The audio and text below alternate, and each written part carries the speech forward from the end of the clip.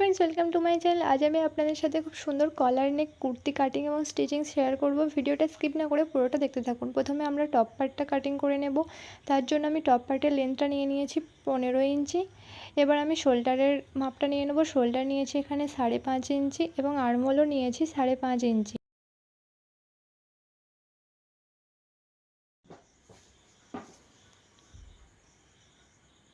এবার এখান থেকে আমি চেস্টের মাপটা নিয়ে নেব। চেস্টের ফোর্থ পার্ট অর্থাৎ 32-এর ফোর্থ পার্ট 8 ইঞ্চি আর তার সাথে 2 ইঞ্চি এক্সট্রা 10 ইঞ্চি নিয়েছি।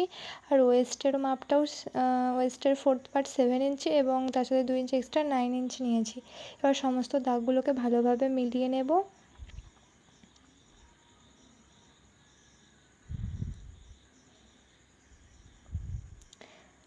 সমস্ত দাগগুলো খুব ভালোভাবে মেলানো হয়ে এবার আমি গলার মাপগুলো নিয়ে নেব। গলার ওয়েট নিয়েছি 3 ইঞ্চ এবং লেন্থ নিয়েছি ফ্রন্টের 3 ইঞ্চ এবং ব্যাকের জন্য 1 ইঞ্চ। যেহেতু কলার নেক হবে তাই ব্যাকের জন্য 1 ইঞ্চি নিতে হবে।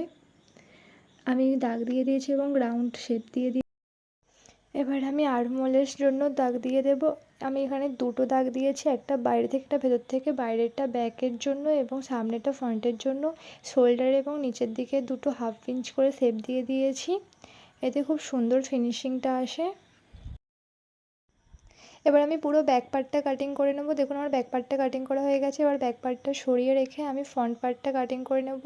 ফ্রন্টের আর্মহোল এবং নেকটা কাটিং করে নেব। দেখুন আমার দুটো পার্টই কিন্তু খুব সুন্দর কাটিং করা হয়ে গেছে। এবার আমি স্লিভসটা কাটিং করে নেব। তার জন্য কাপড়টাকে 4 ফোল্ড করে নিয়েছি। আমি স্লিভসের লেন্থটা নিয়েছি 12 ইঞ্চ এবং চওড়াই নিয়েছি 7.5 ইঞ্চ। আমি 3 ইঞ্চিতে ডাউন করে নেব এবং মুহুরিটা নিয়ে নেব 5.5 ইঞ্চি। দাগগুলোকে মিলিয়ে নেব এবং সুন্দরভাবে হাতার শেপ দিয়ে দেব। আমার হাতের শেপ দেওয়া হয়ে গেছে। এবার আমি এটা কাটিং করে নেব। মিডিল বরাবর একটা ছোট কাট করে নেব। এবার ফ্রন্ট সাইডের দিকে 1/2 ইঞ্চ করে শেপ দিয়ে দেব। আমি বটম পার্টটা কেটে নিয়েছি। বটম পার্টের লেন্থ নিয়েছি 25 ইঞ্চ। এবার আমি ব্যাক পার্টটাকে সরিয়ে রাখবো এবং ফ্রন্ট পার্টটাকে ভাঁজ করে মাঝখান থেকে কাট করে নেব।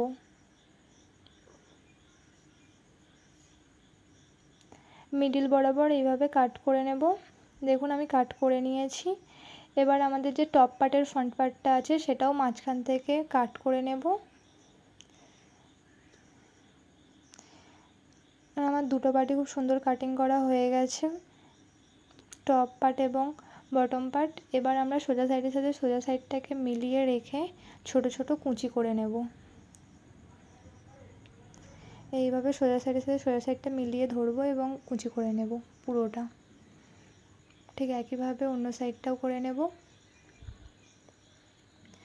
আমার কিন্তু দুটো পার্টই খুব সুন্দর কুঁচি করা হয়ে গেছে। এবার আমি ব্যাক পার্টটাতেও ঠিক একইভাবে ছোটো ছোটো কুঁচি করে নেব সোজা সাইডের সাথে সোজা সাইডটা মিলিয়ে রেখে।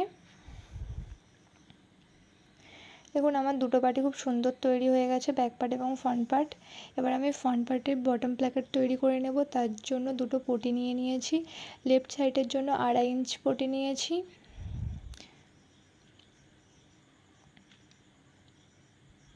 এবং রাইট সাইডের জন্য আমি 1.5 ইঞ্চ পটি নিয়েছি।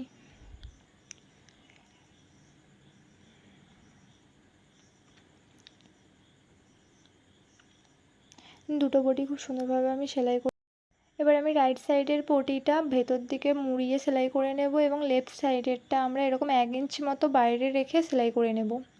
দেখুন সেলাই করা হয়ে গেছে এবং একটার ওপর একটা এবার আমি ওভারল্যাপ করে দেব। দেখুন ঠিক এইভাবে একটা পিন আটকে নেব। এবার আমরা ব্যাক পার্ট আর ফ্রন্ট পার্টটা সোজা সাইডের সাথে সোজা সাইড মিলিয়ে রেখে শোল্ডারটা অ্যাটাচ করে নেব।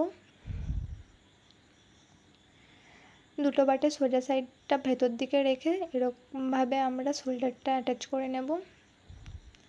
দেখুন আমার শোল্ডার অ্যাটাচ করা হয়ে গেছে। এবার আমরা হাতাটা অ্যাটাচ করে নেব।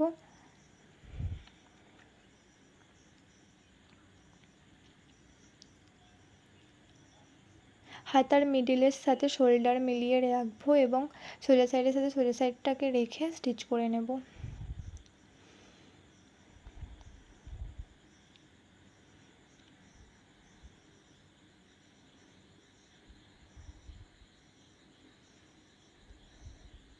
দেখুন আমার হাতাটা কিন্তু খুব সুন্দরভাবে অ্যাটাচ করা হয়ে গেছে। এবার আমরা পুরো বডিটা সেলাই করে নেব, হাতা থেকে পুরো নিচ পর্যন্ত সেলাই করে নেব। আমার সেলাই করা হয়ে গেছে। এবার আমরা কলারটা তৈরি করে নেব।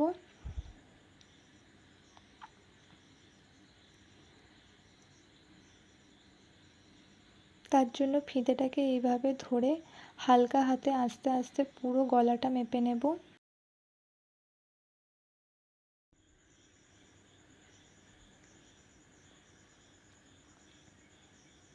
আমার গলাটা হয়েছে 17.5 ইঞ্চি। আমি এরকম পেস্টিং পেপার নিয়েছি, যেটা দুভাঁজ করে নেব। লম্বায় নিয়েছি 5 ইঞ্চ এবং চওড়ায় নিয়েছি 16 ইঞ্চি।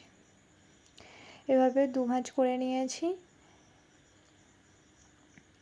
আমি লংটা নিয়ে নেব 3 ইঞ্চ এবং চওড়াটা 6 ইঞ্চ। এবার এটা বক্স করে নেব। দেখুন আমি বক্স করে নিয়েছি এবং হালকা রাউন্ড শেপ দিয়ে দেব। এবার আমরা কলারের চওড়াটা নিয়ে নেব। কলারটা আমি 1 ইঞ্চ বানাবো, তাই 1 ইঞ্চ বরাবর এভাবে দাগ দিয়ে দেব।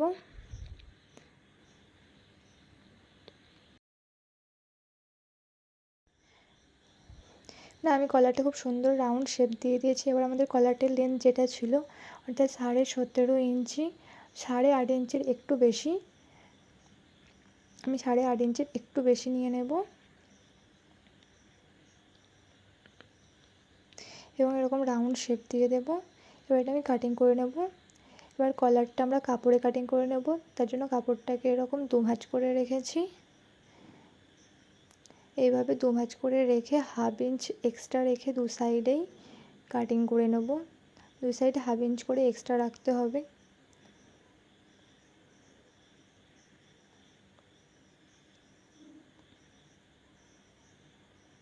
দেখুন আমি কাটিং করে নিয়েছি। এবার আমরা যে রাউন্ড শেপটা আছে অর্থাৎ উপর দিকটা, ওটা আমরা সেলাই করে নেব। এই মাথা থেকে ওই মাথা পর্যন্ত পুরোটা সেলাই করে নেব। দেখুন আমি সেলাই করে নিয়েছি। এবার আমি ছোটো ছোটো কাট করে নেব।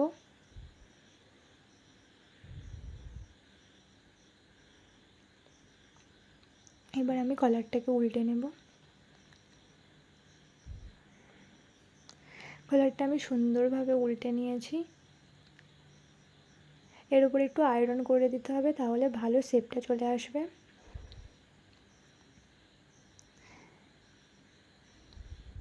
এবার কলারের কাগজটা যেদিকে আছে সেই দিকটা এইভাবে কাপড়টাকে মুড়ে সেলাই করে নিতে হবে। দেখুন আমি সেলাই করে নিয়েছি। এবার এর মিডিলটা আমি বার করে নেব। মিডিল বরাবর একটা দাগ দিয়ে দেব। এবার আমরা যে কুর্তিটা বানিয়ে রেখেছি সেটার গলাটারও ধরে মিডিল বরাবর দাগ দিয়ে দেব।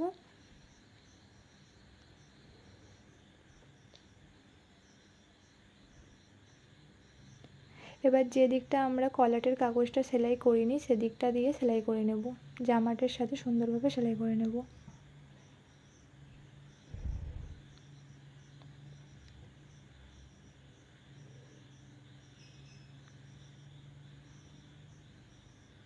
এখন আমি সুন্দরভাবে সেলাই করে নিয়েছি। এবার কলারটাকে উল্টে নিয়ে ওপর দিক দিয়ে একটা টপ স্টিচ করে নেব। দেখুন আমার কলারটা কিন্তু খুব সুন্দর বসানো হয়ে গেছে। এবার আমি শোল্ডার থেকে 7.5 ইঞ্চিতে দাগ দিয়ে দেব। আপনারা আপনাদের মতো কম বেশি খোলা রাখতেই পারেন। আমি এখানে 7.5 ইঞ্চিতে একটা দাগ দিয়ে দিয়েছি। এবার ওইখান থেকে আমি 21 ইঞ্চিতে আর একটা দাগ দিয়ে দিয়েছি। আমি এতটা সেলাই করে নেব, তারপর বাকিটা খোলা রাখবো।